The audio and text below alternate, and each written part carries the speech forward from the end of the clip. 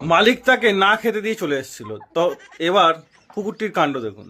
কুকুরটি মালিককে কিছুতেই কাজ করতে দেবে না। যখনই মালিক কাজ করতে যাচ্ছে, মালিকটির কাজের ওপরে বা তার বালি সিমেন্টের ওপরে বসে পড়ছে, যাতে সে বালি সিমেন্ট মাখতেই না পারে, কাজই না করতে পারে।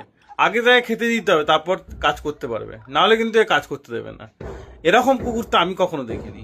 আপনি কখনো দেখেছেন কিনা কমেন্টে অবশ্যই জানাবেন। আগে খাবার, তারপর কাজ। যতই চেষ্টা করছে যে একে ধরে দূরে চলে যাচ্ছে, দূরে নিয়ে সরিয়ে দিচ্ছে, কিন্তু সে তাকে জড়িয়ে ধরছে এবং সে যেখানে বালি সিমেন্ট মাখছিল তার উপরে গিয়ে শুয়ে পড়ছে। এরকম কুকুর আমি কখনো দেখিনি। দেখুন, একে ধরে সাইডে সরিয়ে দিল, আবার সে ছুটে এসে আবার সে বালি সিমেন্টের উপর বসে পড়েছে। কাজ তাকে কিছুতেই করতে দেবে না। তো প্রভু ভক্ত তো এরকমই হয়, তাই না? যেরকম ভালোবাসা সেরকম দুষ্টুমিও করে করে কুকুররা। দেখুন, মালিক বাধ্য হয়ে কি করছে, বালি সিমেন্ট সাইড দিয়ে সরিয়ে দিচ্ছে যাতে কুকুরটি ছড়াতে না পারে। তারপর তাকে আগে খেতে দেবে, তারপর কিন্তু সে কাজ করতে পারবে, তার আগে কাজ করতে পারবে না। এই কুকুরটিকে লাস্টে কিন্তু এই লোকটি খেতে দিয়েছিল, তারপরই সে কাজ করতে পেরেছিল।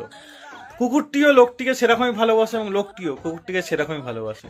লোকটি কিন্তু কুকুরটিকে সরাচ্ছে, কিন্তু তাকে আঘাত করার কোনো ইন্টেনশন নেই লোকটির। লোকটি চাইলে তাকে মারধর করে সরিয়ে দিতে পারতো, এবং কুকুরটিও জানে এই লোকটি তাকে কখনোই আঘাত করতে পারবে না।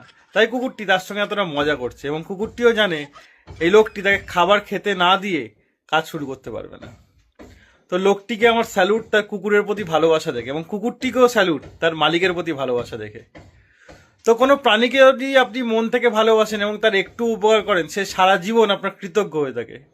তো ভিডিওটি আমার মন ছুঁয়ে গেল। ভিডিওটি যদি আপনার ভালো লেগে থাকে, ভিডিও লাইক করে অবশ্যই শেয়ার করবেন।